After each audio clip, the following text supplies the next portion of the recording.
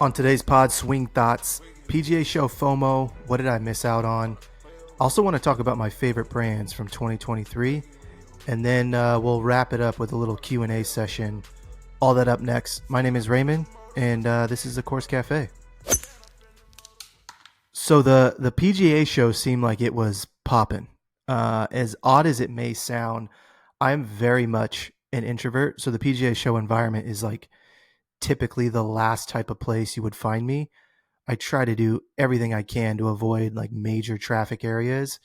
It's a little different if I can get in a booth kind of tucked away to chop it up with people, but I will 100% be at next year's event. I think there's an element of all of this where meeting people face to face is really important. And I've had some like really good conversations with a bunch of people that I admire that I'd obviously would love to golf with, but at the very least, like sit down at a nice coffee shop or get dinner and just talk game.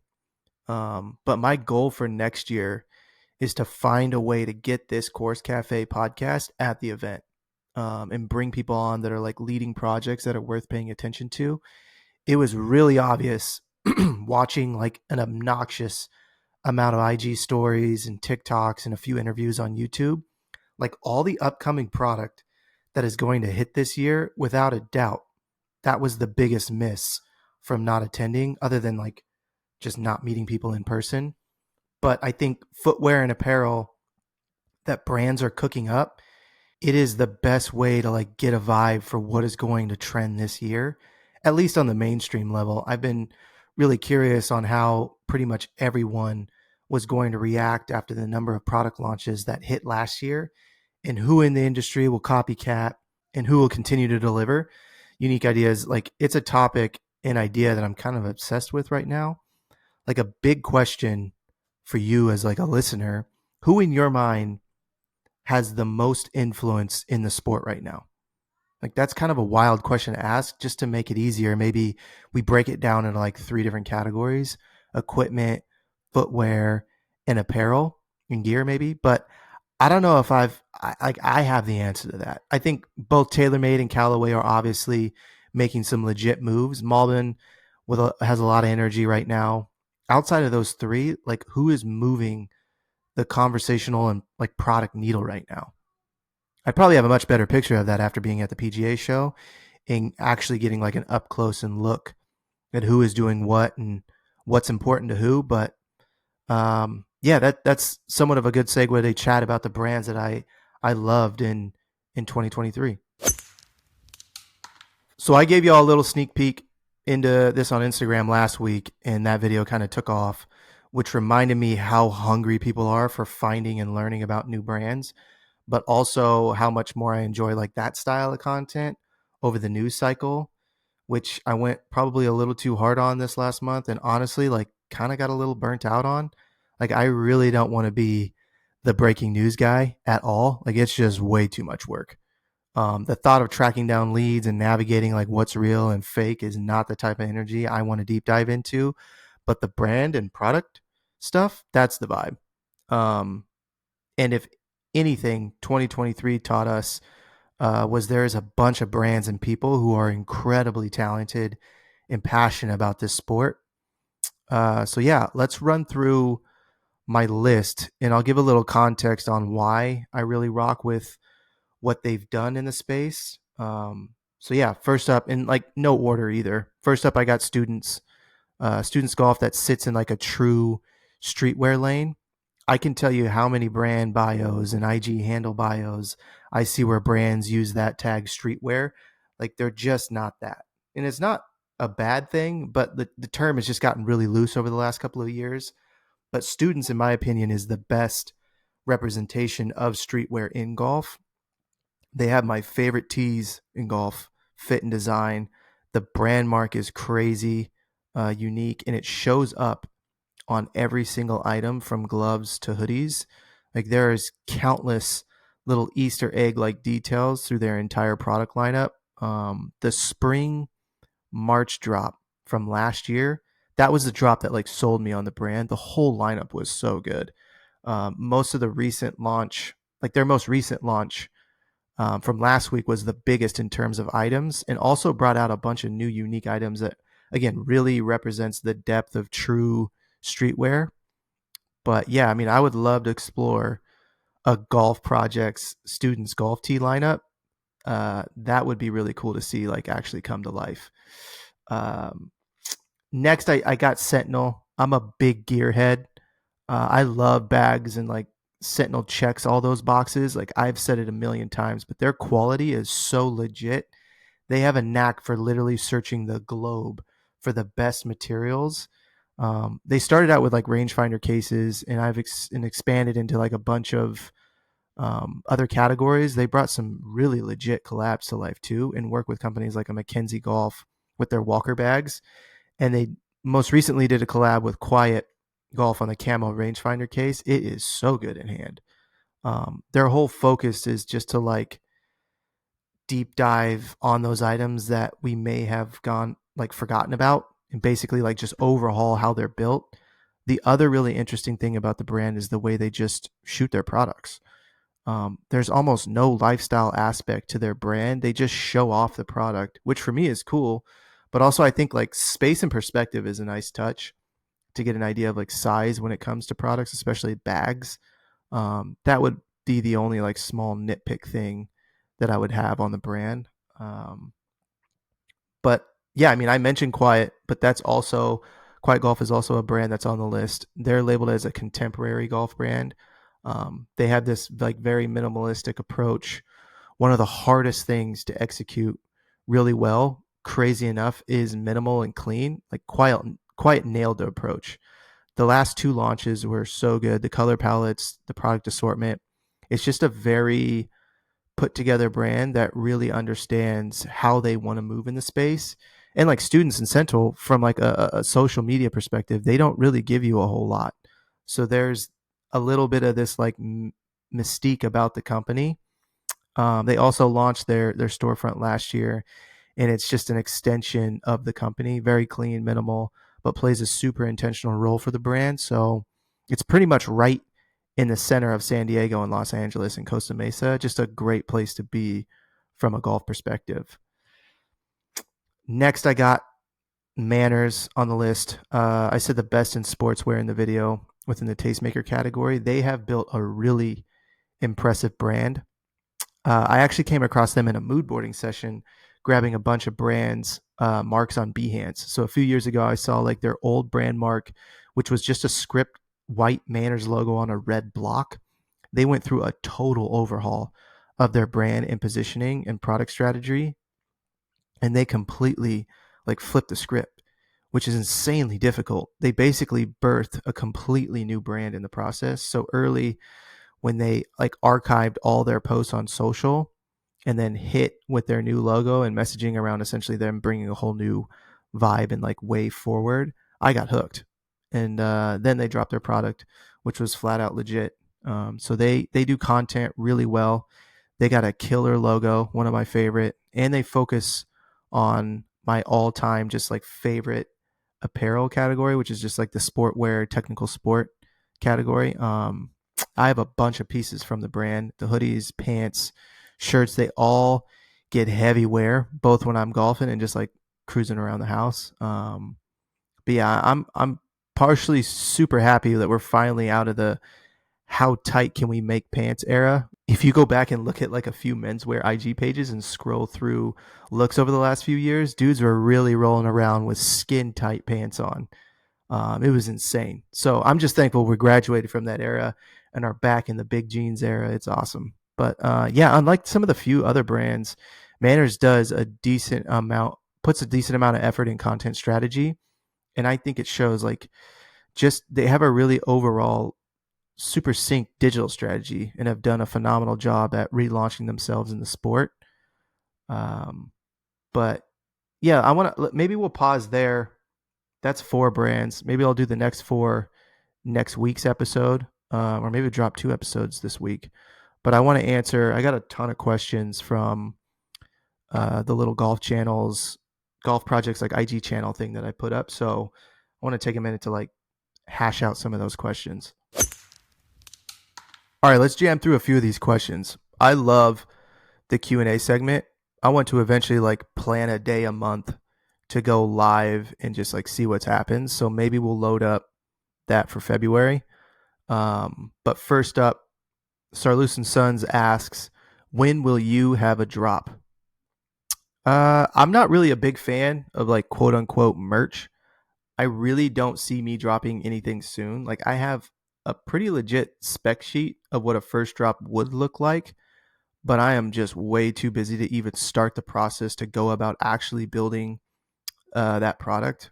I'll never do like a print on demand or blanks with just screen printing. I think it's kind of like a personality thing where I just go to the absolute extreme with things like that, and I really don't have time for a project that at least right now. But I would love to explore what a collab would look like. Like I definitely have a lot of ideas, just not the resources to execute right now. So that's that. Bart asked, what's your vibe on the play-in TV interviews they are doing on tour? I mean, I really like the intent. I really like that they are, at the very least, making an attempt to think differently. Like they're trying to bring us closer as fans. It's so lame to say, but like it's just an interview. Like it's very similar to halftime interviews in the NFL and NBA and post-game interviews. Like what can you really ask an athlete in the moment that will leave us as fans like really engaged? The questions are usually pretty generic. The answers are also pretty generic. Live TV is just a really hard place to operate. So I think that's why these new formats of media are just so much more interesting. Like they're all very much off the rails in a way, which I would say most fans probably exist within. But again, I think golf is, very generally speaking, is scrambling to figure out how to bring some new energy to the sport, and use other like professional associations as the blueprint to bake in their version of what they feel is a solid viewing experience. So I guess, I don't know. My answer is mixed. It's not bad. It's not great. T Pope 15. Are any of the brands you show sponsored? If not, would you ever do it? The short answer is nothing is sponsored.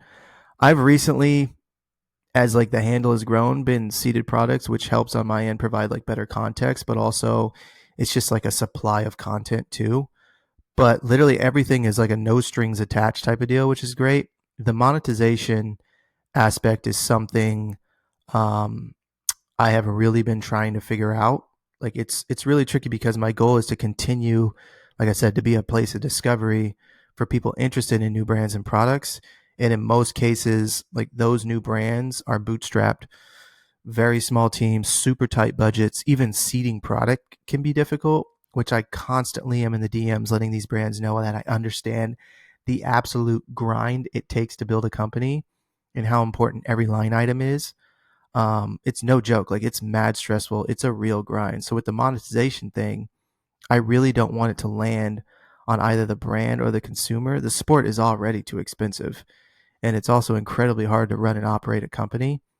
But what's been around for a really long time that I keep coming back to, in my little like mind maps, which is just affiliate marketing, or affiliate tracking, I guess. So I think exploring those conversations probably make the most sense. I think it's a combination of that and potentially like a brand deal with companies I really rock with that I can see becoming like a golf project's channel sponsor of sorts, but TBD on that. And I'll always be transparent in those conversations as they continue to happen. Kalino R. Balmain. Out of the mainstream golf brands, who does on course fits the best? I feel like all the mainstream brands look exactly the same right now. Like if you wiped away all the logos, I would be willing to bet you wouldn't have a clue what people were wearing what.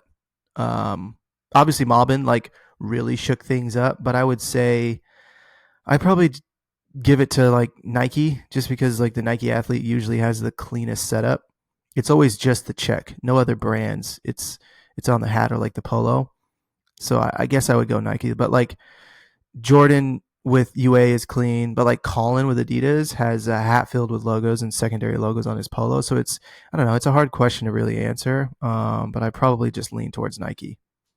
JE Throw 23, best brands with subtle logos. This is kind of a wild question because some brand logos like Stussy, I love the brand mark and love when it's the feature aspect of a piece. But then a logo like Lulu, I'm not like a huge fan of that logo mark, but I love how subtle they make it on clothing. So I guess I would really only want the logo to be subtle if I wasn't like a big fan of the mark. But also, I don't know. Now that I'm thinking about it, I really think it just comes down to the creative execution. Like the Sunday Red logo, this rumored tiger brand under TaylorMade is a great example. At first, I was like, I don't know what this is, um, and like all the slight modifications of it is like super odd.